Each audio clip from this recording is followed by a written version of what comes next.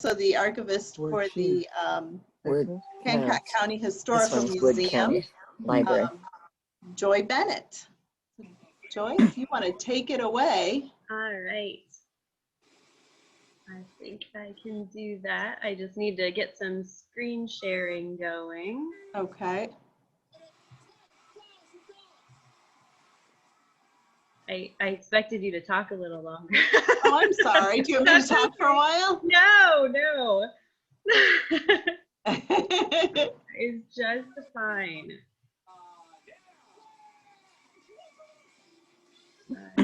Let me see. There we go. I think. Are you seeing my screen? We are seeing your screen. Okay, the full PowerPoint or the other thing? It's love letters. Okay, perfect.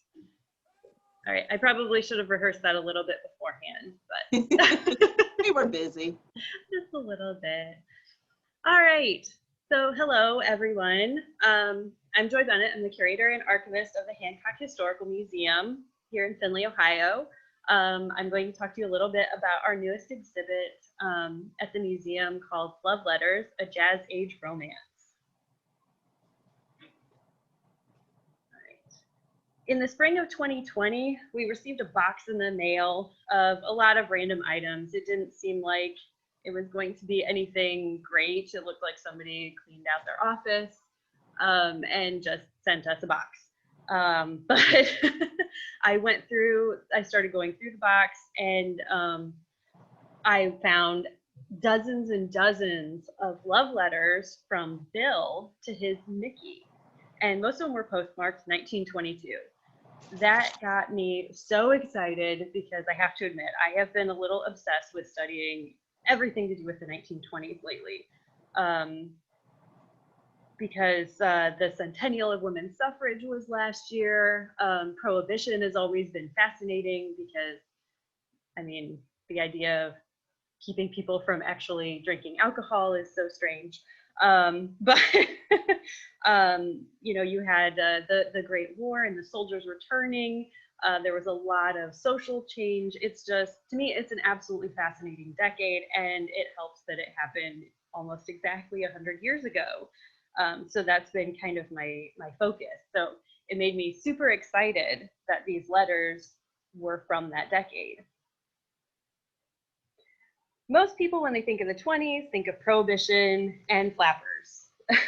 The best thing about these letters is that they're a window into everyday lives, not the stereotypical things that, like, from the movie Chicago or anything to do with Al Capone. These are just standard everyday people living their lives on a day-to-day basis. It has nothing to do necessarily with crime or prohibition or anything like that. Although this is a picture of the inside of a speakeasy in Finley from the 1920s.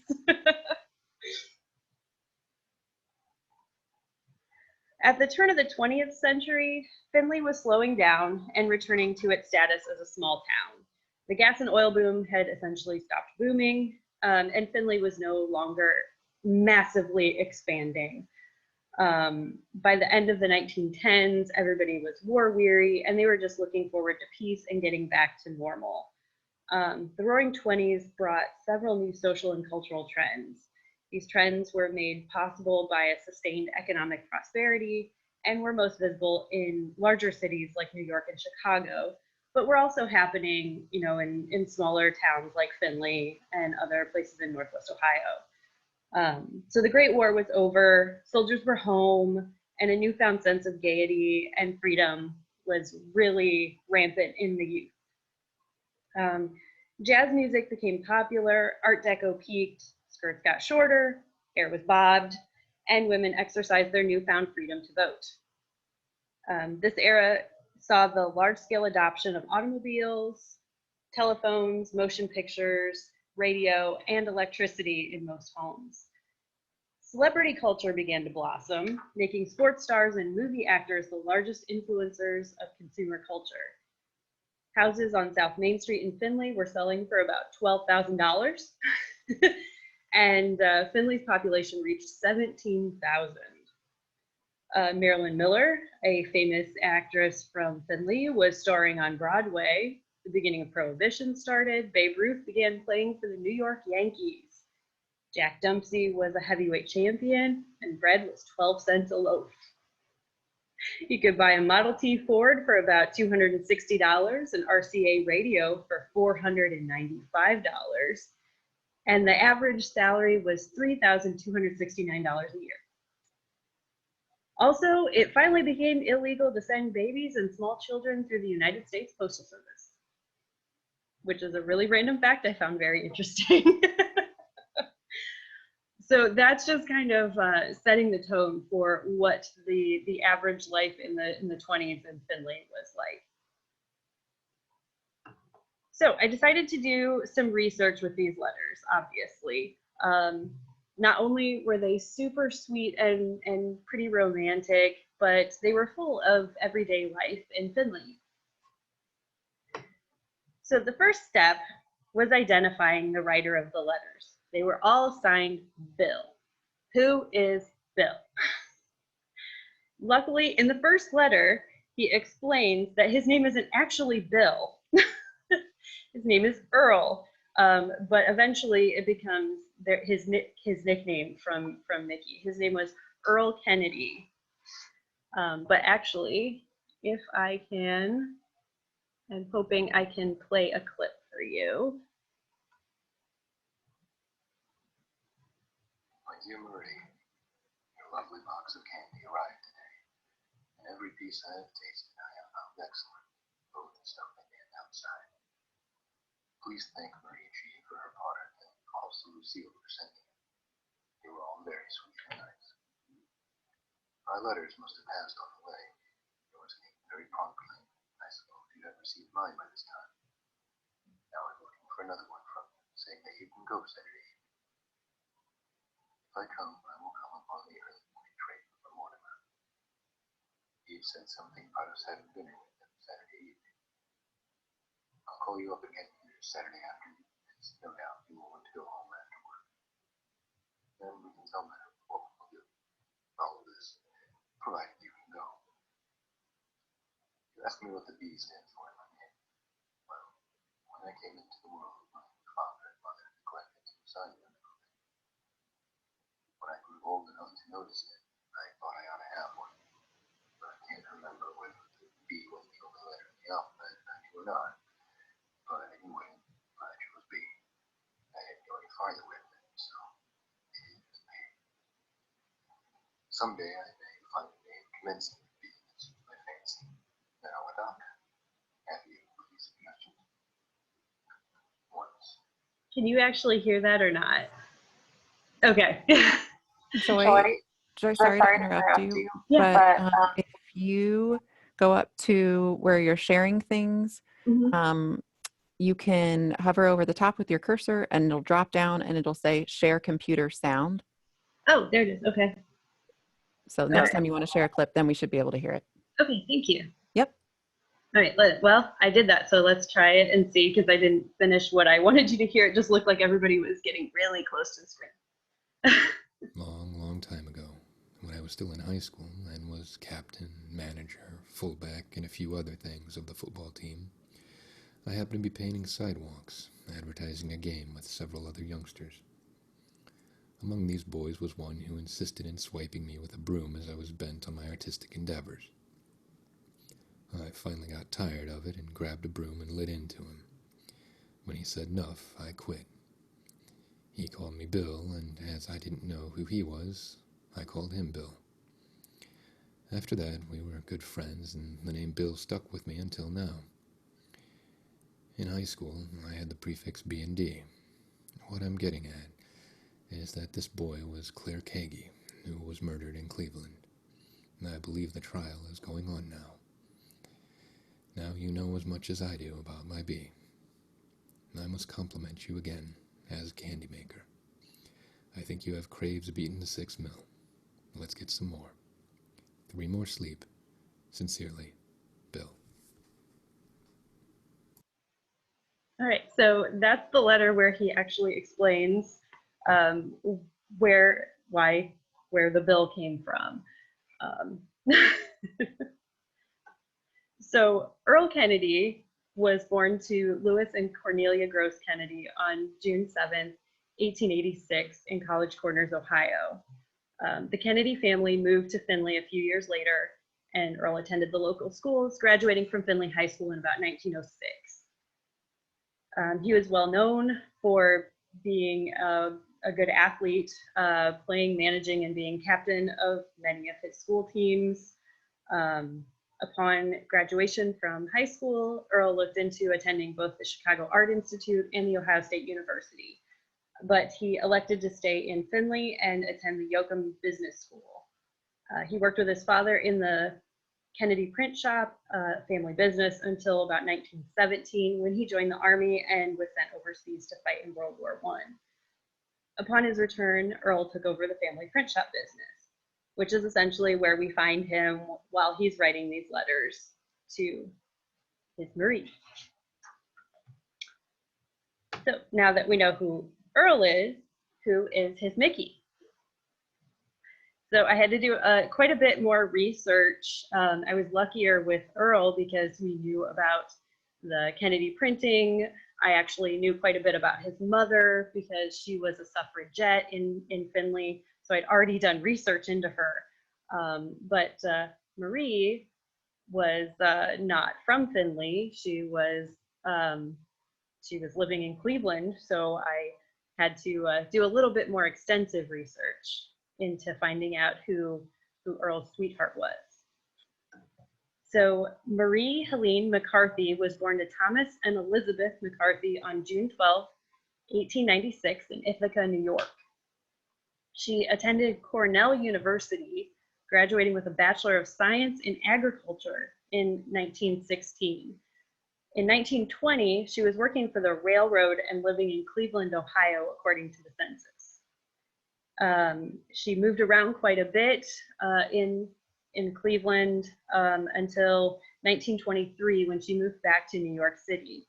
And she remained there until April 24th, 1925, when she married her longtime fiance, Earl Bill Kennedy. So I gave a little bit away there. They did get married. So now we know who both of them are. But how did a boy from Finley, Ohio, and a girl from New York City living in Cleveland, Ohio meet? That is the big question, and I don't have an answer. We still don't know. The letters that Bill writes don't really reminisce on how they met, unfortunately. He does mention their first date, where they attended a football game in Cleveland and then went to a show. But he doesn't talk about the first time they met, which I find very disappointing. That is his only shortcoming as a letter writer. So it is still a mystery, and I don't know that we'll ever find out because we only have his letters to her. We don't have her letters to him.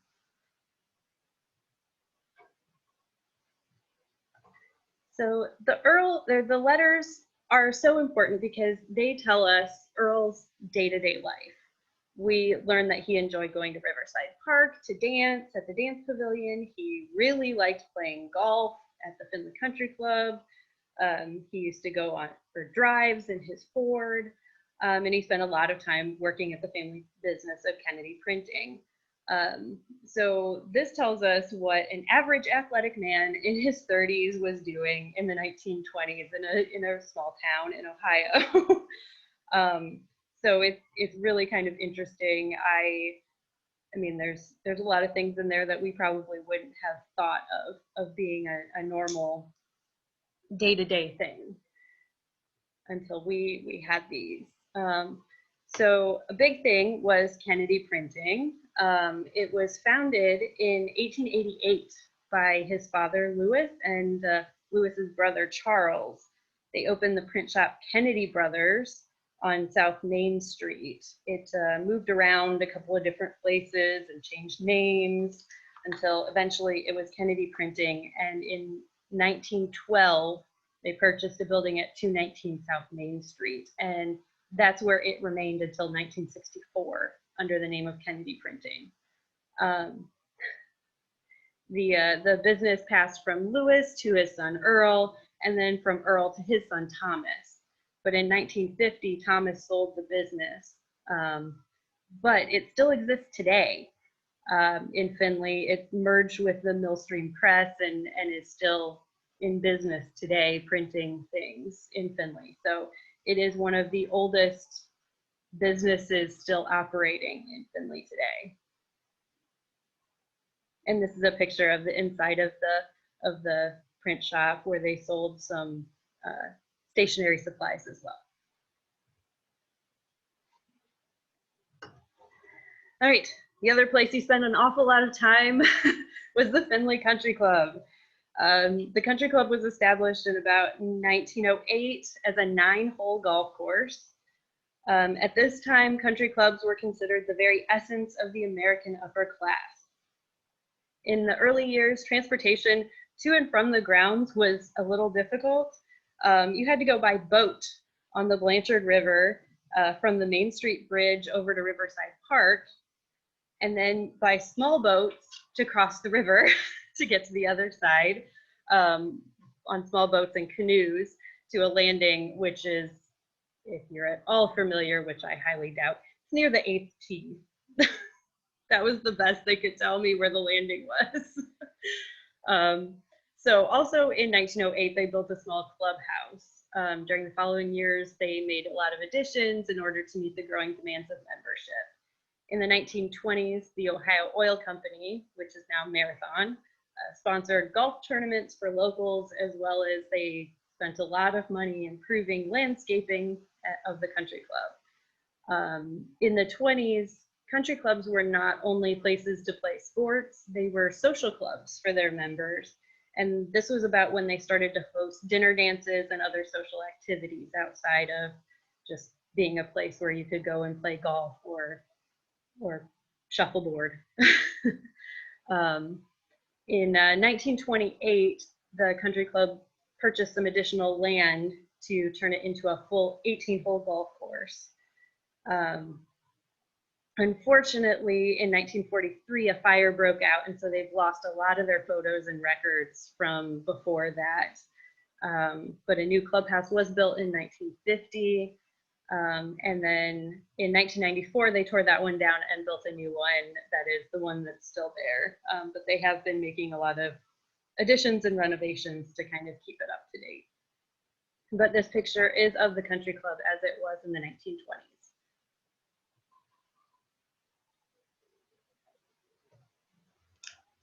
So if you wanted to dance in Finley, the place you probably wanted to go was Riverside Park. So for those of you not from Finley, Riverside Park was kind of like a miniature version of Cedar Point.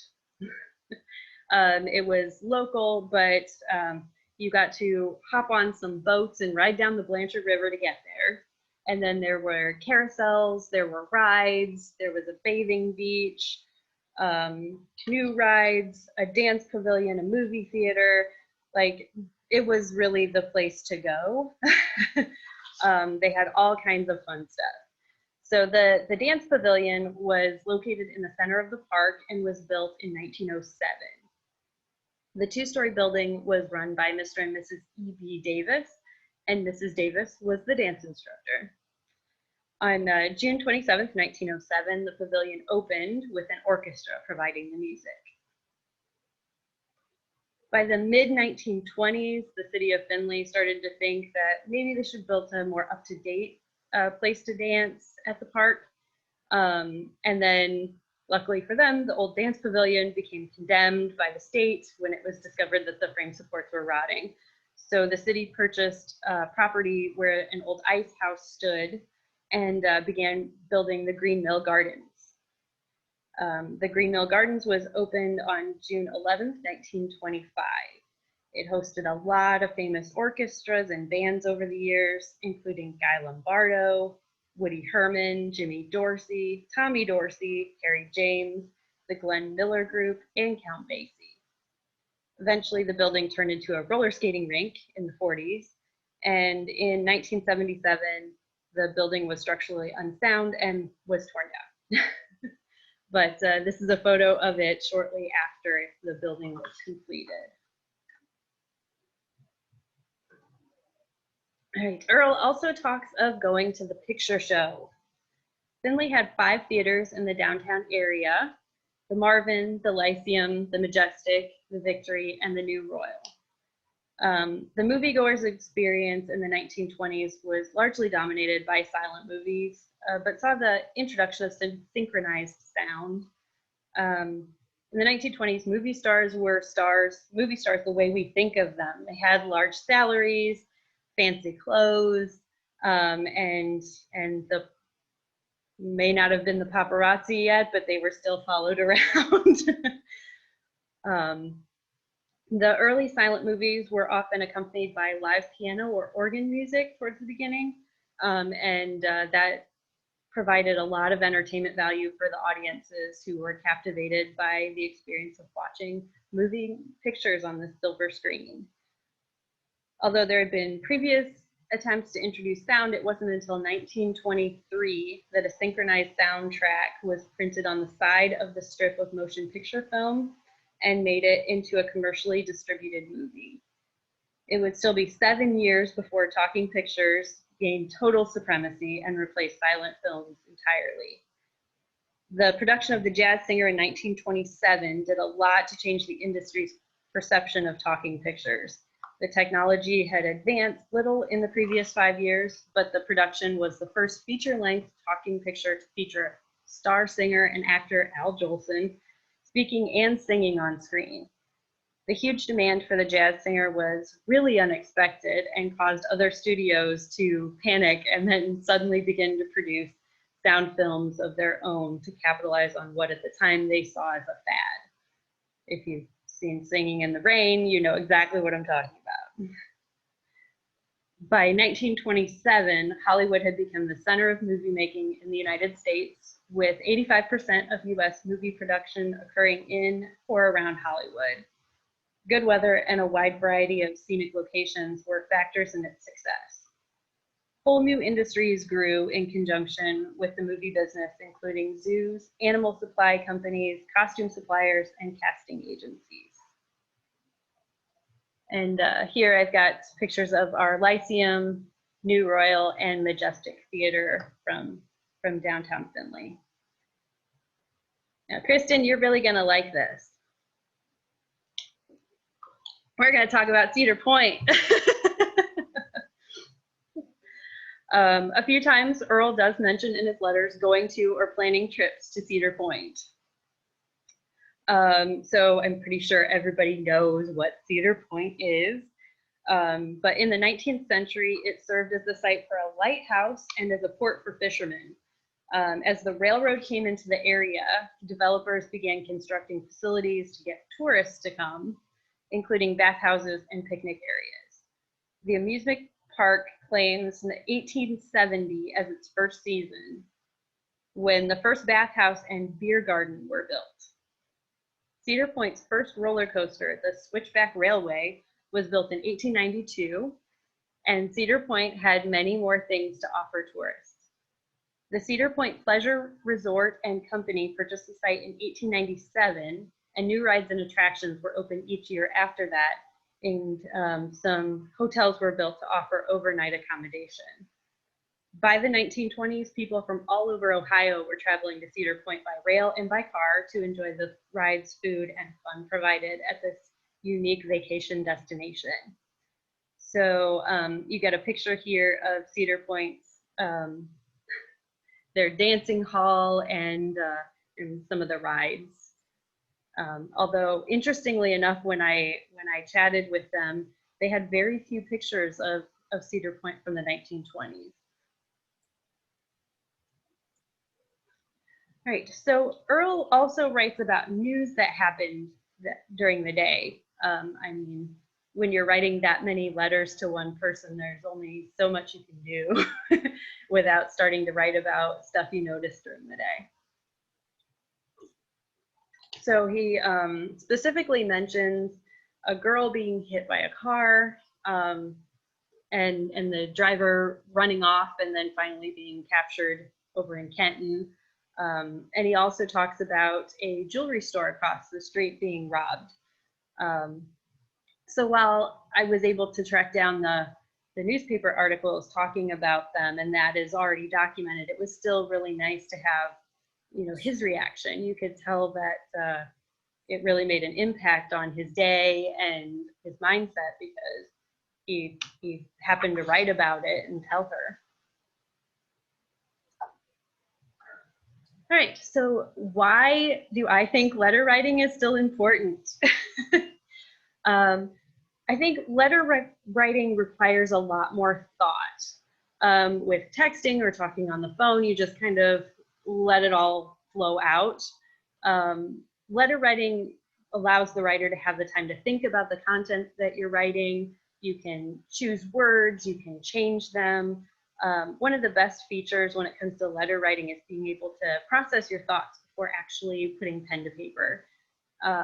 Make sure that you're saying exactly what you want to say, and if you make a mistake, you can erase it or start over again. It's also a tangible form of communication. Unlike a text message or a phone call, a letter is something you can hold on to and save. I mean, sure, you can save a text message or a voicemail, but you're always kind of in fear that one day Verizon's just going to wipe it all and delete it. So you can save these letters as mementos and memorials. And I mean, it's not quite the same thing, but like I have my grandfather's diary that he kept when he was in the CCC during the Great Depression. And I mean, I think of that as kind of like he was writing letters to himself. But in reading that, I learned a lot about what he did during the Depression. I learned that he really likes pie. I got to see all the movies that he went to see, and that he always stopped after dinner to get a candy bar. So I had a way to connect with him after he was gone, and so I feel like letters are very similar with that. So essentially, all of this ties together to help make up our new exhibit, which is both in person and online in a virtual experience. So if you go to our website at hancockhistoricalmuseum.org, you can explore all of the letters that Earl wrote to Marie in 3 different ways. You can read the transcription that I wrote. You can listen to someone reading them, narrating them, and you can see the scans of the original letters.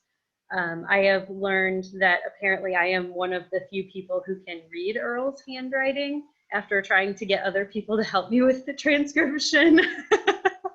So in the transcription also, there are hyperlinks that will take you to additional information. So if there's something that I was able to find, like Marie's home in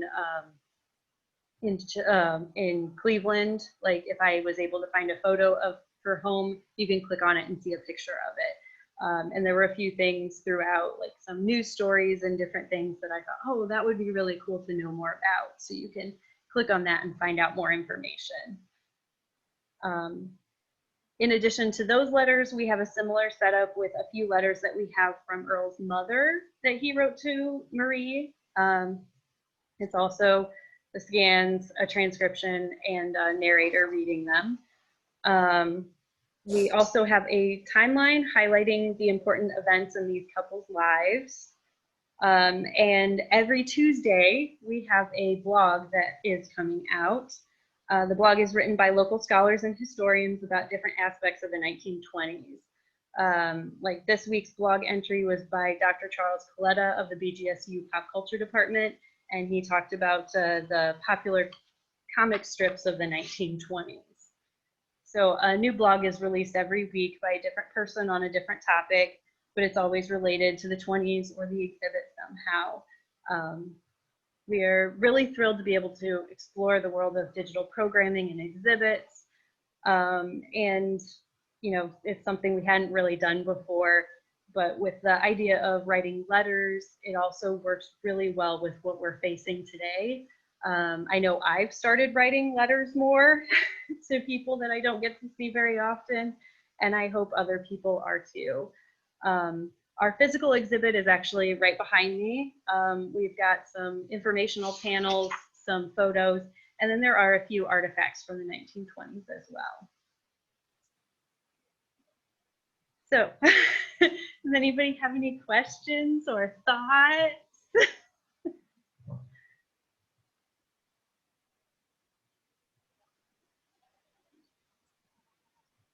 I don't know if people can ask questions if they're muted, Kristen. Yeah, you're welcome to unmute yourselves or to use the chat feature at the bottom of the screen if you'd like to ask a question. Joy, do you know much about their lives after they got married? How many kids they had, those kinds of things? Did they live? I do. I just didn't want to spoil the surprise. So they did get married. They had one son named Thomas. And then about 4 years after Thomas was born, Marie died of pneumonia.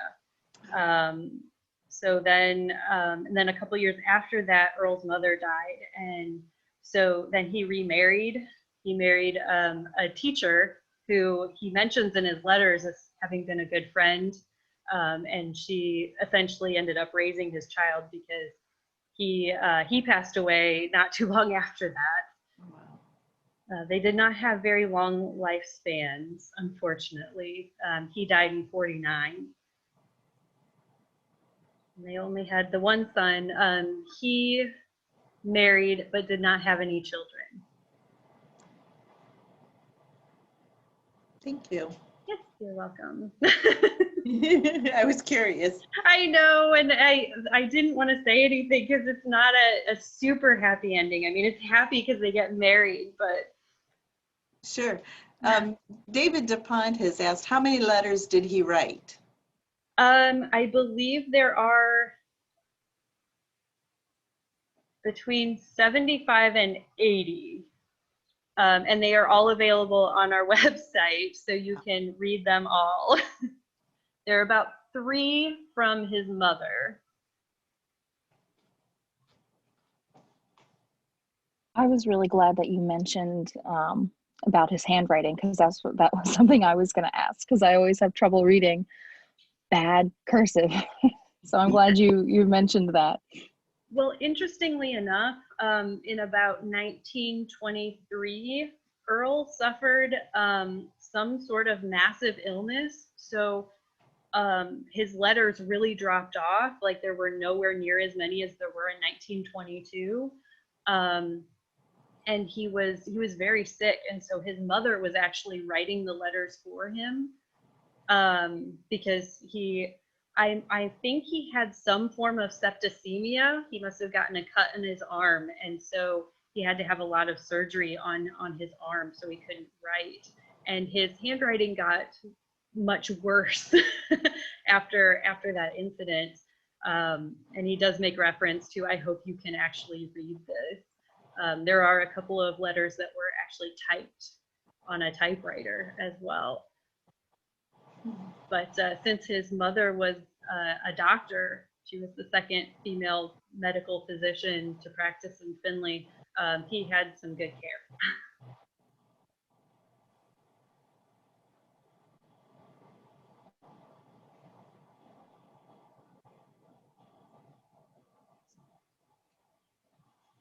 Any other questions?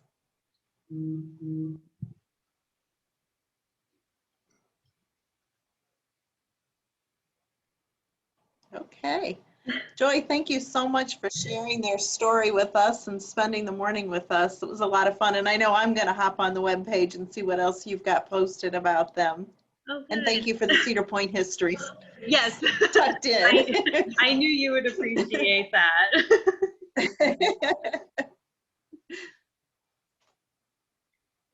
Well, thank you so much for having me. And I hope that if anybody has any other questions, definitely feel free to contact me. My email is on our website if you go there, or I'm sure Kristen can provide some contact info. Absolutely. I'd be happy to do that. All righty. Thank you so much, everybody. Have a great day. Stay warm. Thank you, Kristen. Thank you, Joy. This was a lot of